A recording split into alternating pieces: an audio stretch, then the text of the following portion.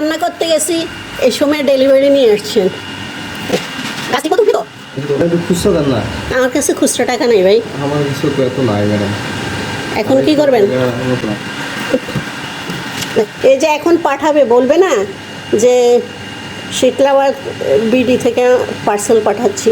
রান্নাবান্নার সময় এরকম পার্সেল পাঠাইলে রান্নাবান্নাই তো পুড়ে যায়, এটা রিসিভ করতে আসলে বলে নাই তো কখন কোন টাইমে পাঠাবে। আমি এগুলো আমাদের কোনো টাইম নেই। আমরা তো অনেক পার্সেল দিয়ে দেয়, কার কাছে কখন যাই। তো বিকাশ টিকাশে আছে, বিকাশে আছে? না না, আমি বিকাশের ইউজ করি না। খুচরা তো নাই ম্যাডাম। এখন কি করবেন? খুচরা নিয়ে বাইর হবেন না? থাকে সবসময় তো আর ম্যাডাম। আচ্ছা, ভালো হলে তো ভালো। কিছু কিছু জিনিস আবার অনলাইন থেকে নিলে ওটা ভালো করে না। 500 আংটি আছে? না, চাচার থেকে ভাঙতে পাবে কোথায়?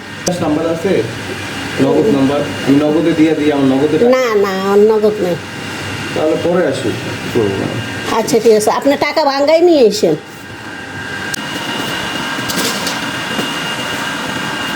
250? জি 250 টাকা দিই। হ্যাঁ, আরো 10 টাকা দিব কেন?